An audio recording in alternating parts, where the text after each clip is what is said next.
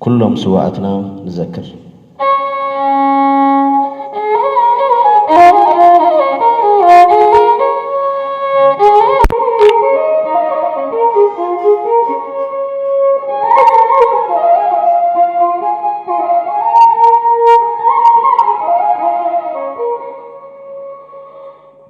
كبر المبسل كلهم سواءتنا نحرث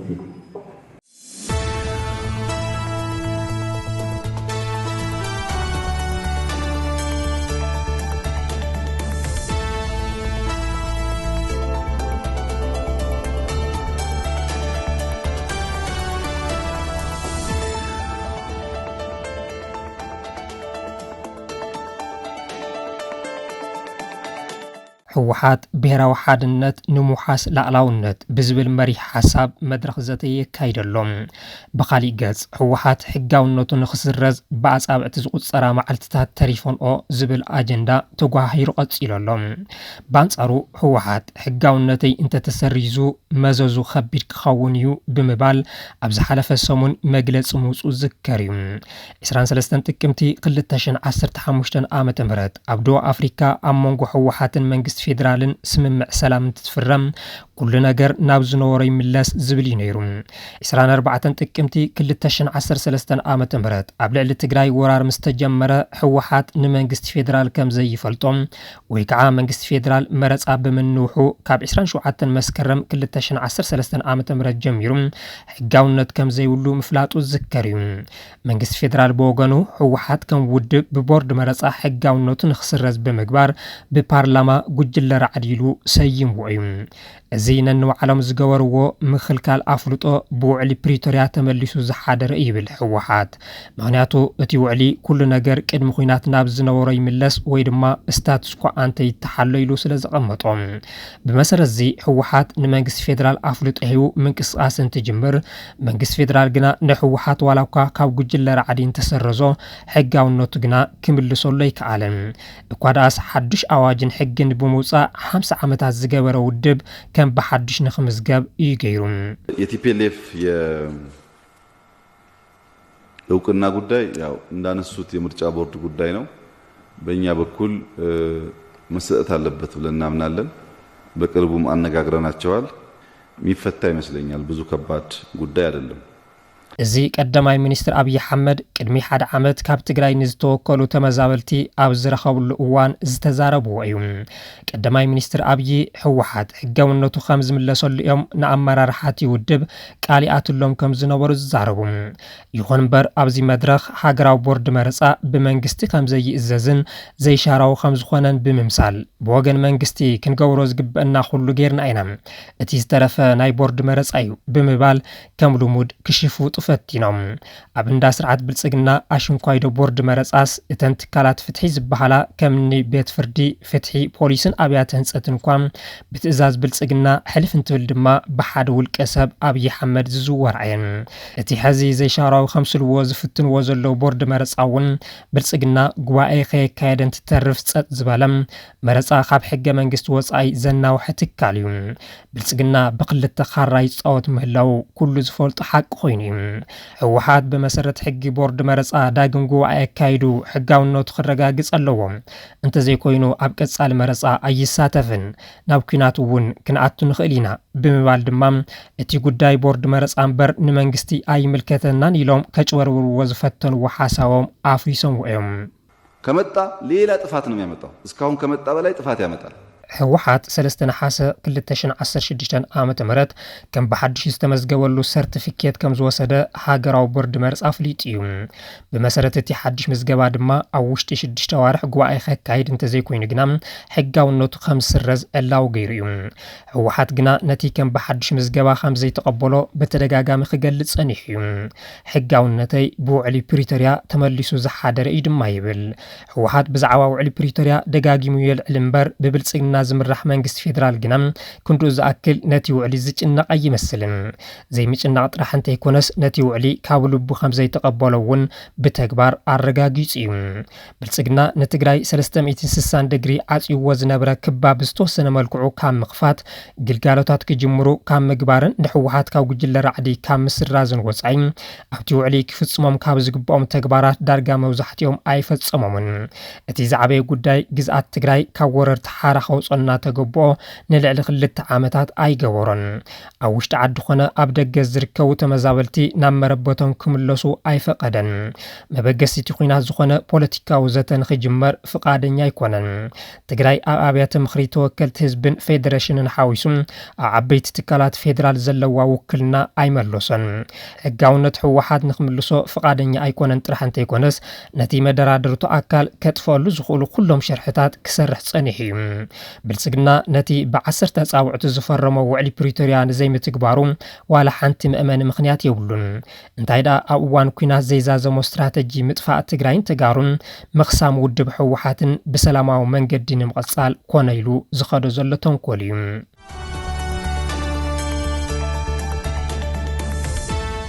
ብልጽግና ኣብ ውሽጢ ሕወሓት ዝተፈጠረ መሪሕነታዊ ኣፈላላይ ከም ስጂ ተጠቒሙ ውዕሊ ፕሪቶሪያ ንኸይትግበር ንዝሓለፉ 2 ዓመታት ብዝግባእ ሰሪሕሉ እዩ በዚ እውን ምዕራብ ትግራይ ከም ጅሆ ሒዙ ክፋል ምብራቕን ሰሜንን ምዕራብ ትግራይ ንሻዕብያ ህጊሩ ትግራይ ተዳኺማ መሊኣ ኢዳ ንኽትህብ ዘይፈንቀሎ እምኒ የለን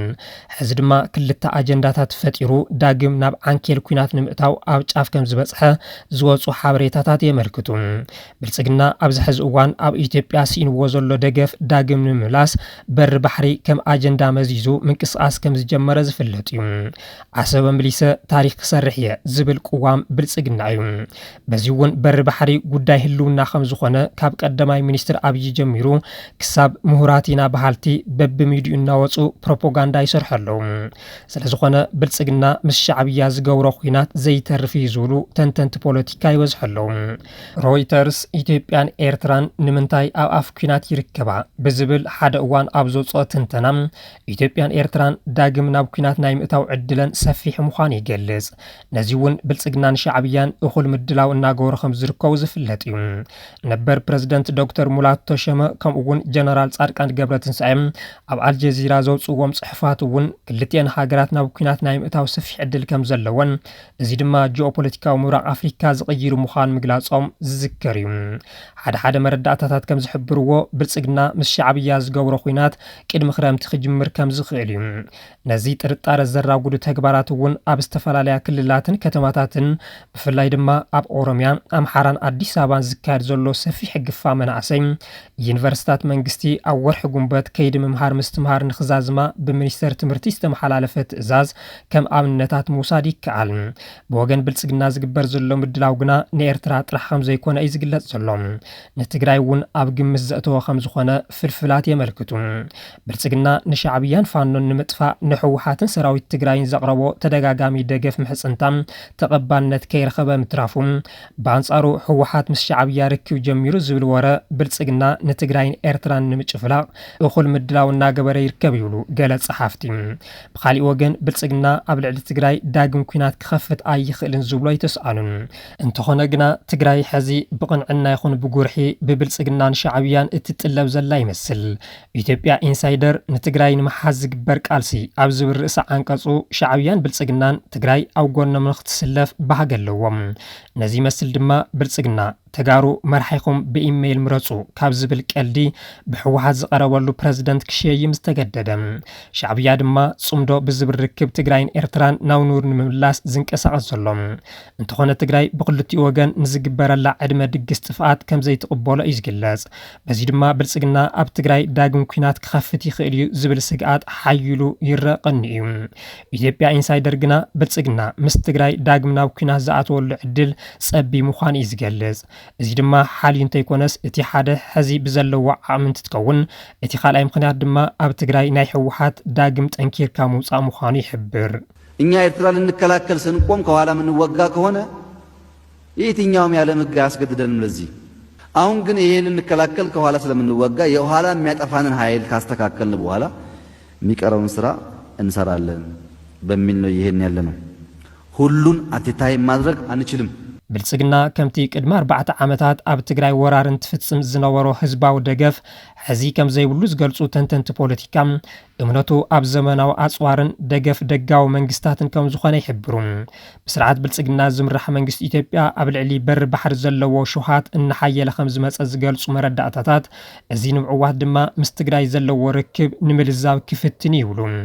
ኣብ ውሽጡ ብኦነግን ፋኖን ተወጢሩ ዝርከብ ብልጽግና ኣብ ትግራይ ካልእ ኩናት ምጅማር ከም ዘየዋጾ ብምግምጋም ነቲ ን4 ዓመታትን መንፈቕን ከም ጅሆ ሒዝዎ ዘሎ ምዕራብ ትግራይ ብመሰረት ሕገ መንግስትን ውዕሊ ፕሪቶሪያን ክፍታሕ ምግባር መማረጽ ዘይብሉ ጉዳይ ገይሩ ክወስዶ ይኽእል ዝብል ግምቶም ይቕምጡ። ካብዚ ብተወሳኺ ብሽርሒ ዛጊድ ዘይተመለሰ ሕጋውነት ህወሓት ብምምላስ ንውዕሊ ፕሪቶሪያ ሙሉእ ንሙሉእ ካብ ምትግባር ካልእ መማረጽ ከም ዘይብሉ ዘቐምጡ ኣለዉ። ካብዚ ወጻኢ ግዝኣት ትግራይ እውን ገቢቱ ሕጋውነት ህወሓት እውን እንተሰሪዝዎ ግና መዘዙ ከም ዝኸውደ ይእምቱ። ህወሓት ቅድም ክብል ኣብ ዘውፅኦ መግለጺ ቦርድ መረፃ ንሕጋውነት ህወሓት እንተሰሪዝዎም ካልእ ጣጣ ክወልድ ከም ዝኽእል ኣጠንቂቑ እዩ። ምክትል ኣቦ መንበር ህወሓት ኣይተ ኣማኑኤል ኣሰፋ 24 ሚያዝያ 2017 ዓ.ም ምስ ዛራ ሚድያ ኣብ ዘካየድዎ ቃለ መሕትት ግን ቦርድ መረፃ ነቲ ብግዝያውነት ዝሃቦ ሰርቲፊኬት ምስራዙ ንውዕሊ ፕሪቶሪያ ኣብ ሓደጋ ዘእቱ ኣይኮነን ይብሉ። ህወሓት ፈራሚ ውዕሊ ፕሪቶሪያ እዩ። ብመሰረት እቲ ውዕሊ ድማ ሕጋውነት ህወሓት ናብቲ ቅድሚ 2013 ዓ.ም ዝነበሮ ይመለስ እዩ ዝብል ዘሎ ዝበሉ ኣይተ ኣማኑኤል ህወሓት ዘይተቐበሎ ብቦርድ መረፃ ዝተውሃቦ ወረቀት ሰረዞ ኣይሰረዞ ለውጥ የብሉን ኢሎም። ቦርድ መረፃ ኢትዮጵያ ግና ንሕጋውነት ህወሓት ንምስራዝ ከም ጥንስቲ መዓልቲ ይቆፅር ከም ዘሎ ናብቲ ትካል ቀረቤታ ዘለዎም ፍልፍላት የመልክቱ። ተኣምር እንተዘይተፈጢሩ ድማ 5 ጉንበት እዚ ክገብር ከም ዝኽእል ብዙሓት እናገለጹ ይርከቡ። ይኹን እምበር እዚ ጉዳይ ህወሓት ጥራሕ ተገይሩ ዝውሰድ ኣይኮነን። ምክንያቱ እቲ ጉልባብ ህወሓት ይኹን እምበር ውሽጡ ቃሊዕኻ እንትረአ ግና ተጋሩ ናይ ምድኻም ስትራቴጂ እዩ።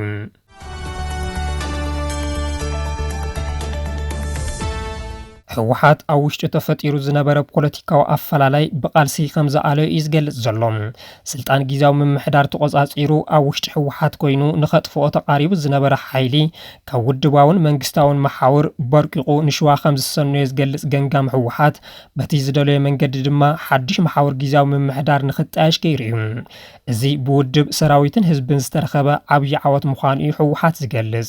ኣብቲ ሕዚ ዘካይዶ ዘሎ መድረኽ ላዕለዎት ኣመራርሓ ኣፈጻጽማ ስራሕ ዝሓለፉ 6 ወርሒ ብምግምጋም ቀጸልቲ ኣንፈታት ከም ዘቐምጥ ገሊጹ ኣሎ። ኣብቲ ገንጋም ህወሓት ውሽጡ ኣጽርዩ ጠንኪሩ ከም ዝወፀን ህዝባዊ መሰረቱ ይምለስ ከም ዘሎን ከም ዝተልዓለ ንምፍላጥ ተኻኢሉ ኣሎ። ብርግጽ ተመግዲሩ ዝነበረ ህወሓት ሓዊ ድዩ ዝብል ሕቶ ግና ሕዚ እውን ተደጋጊሙ ዝለዓል ዘሎ ጉዳይ እዩ። ካብ ውሽጢ ህወሓት ዝተፈንጨለ ኣመራርሓ ምስ ኣሰናበተን ዝነበረ ግዝያዊ ምምሕዳር ክመዓራረ ምስ ገበረን ኣብ ትግራይ ብዝተወሰነ መልክዑ ፖለቲካዊ ምርጋዕ ተፈጢሩ ከም ዘሎ ሓበሬታታት የመልክቱ። እንተኾነ ግና ሕዚ እውን ኣብ ትግራይ ብርክት ዝበሉ ዘይተመለሱ ፈተንቲ ጉዳያት ኣለዉ። ኣብ ደቡብን ደቡብ ምብራቕን ዝረአ ዘሎ ካብቲ ሓድሽ ግዝያዊ ምምሕዳር ዝወፀ ዝመስል ኣካይዳ ሓደ ጠንቂ ሓደጋ ተጋሩ እዩ። እቲ ካልእ ድማ ካብ ኣመራርሓን ሰራዊትን ዝኮረዩ ኣካላት ሕቶታቶም ብብረታዊ ዕጥቂ ክምልሱ ዝኸድዎ ዘለዉ ዘሰክፍ ኣካይዳ እዩ። እዚኦም ክልቲኦም ጉዳያት ፕሮጀክት ስርዓት ብልጽግና እዮም። ሓድነት ተጋሩ በታቲንካ ትግራይን ተጋሩን ክዳኸሙ ምግባር ንምንዋሕ ስልጣኑ ወሳኒ ገይሩ ዝወስዶ ስትራቴጂ እዩ። ኢትዮጵያ ኢንሳይደር ከም ዘረጋገጾ ብልጽግና ኣብ ልዕሊ ትግራይ ዳግም ኩናት ንምጅማር ዘኽእል ሞራል ኮነ ዓቕሚ ከም ዘይብሉ ብምግላጽ እንተኾነ ግና ከምቲ ኣምሓሩ ነንባዕሎም ንኽዋግኡ ዝገብሮ ዘሎም ኣብ ትግራይ እውን ተመሳሳሊ ነገር ውዲት ክፈጥር ይኽእል እዩ ይብል። ብርግጽ እውን ተጋሩ ኣብ ክልል ዓፋር እናኣከበ ኣብ ልዕሊ ተጋሩ ንኽለዓሉ ብዙሕ በጀት ተመዲቡ ይስርሐሉ እዩ ዘሎ። እዚ ንትግራይ ካልእ ፈተና ካልእ ርእሲ ሕማም እዩ። ስለዝኾነ ብውሽጣውን ደጋውን ሽርሕታት ተበታቲኑ ዘሎ ሓድነት ተጋሩ ናብ ሓደ ምጽኢኻ ናይ ምድርዳር ዓቕሚ ትግራይ ክብ ምባል ዓብዪ ሓላፍነት እቲ ኣብ ግዝያዊ ምምሕዳር ኮነ ኣብ ውድብ ህወሓት ዘሎ ኣመራርሓ እዩ። ኣብዪ ኣሕመድ በቲ ንዝሓለፉ 2 ዓመታትን መንፈቕን ክጻወትሉ ዝመፁ ካርታ ቁማር ምጽዋት ቀጺሎም ንምዕራብ ትግራይ ሕዚ እውን ኣህጊሮም ንሕጋውነት ህወሓት ይስርዝዎ ዶም ወይስ ንግዝኣት ትግራይ መሊሶም ሕጋውነት ህወሓት እውን ኣጽዲቖም ንውዕሊ ፕሪቶሪያ ሙሉእ ንሙሉእ ንምትግባር ድልው ኮይኖም ጻንሒት ንግስንኦም የናውሑ? ኣብ ውሽጢ ሓደ ሰሙን ዝምለስ ሕቶ እዩ።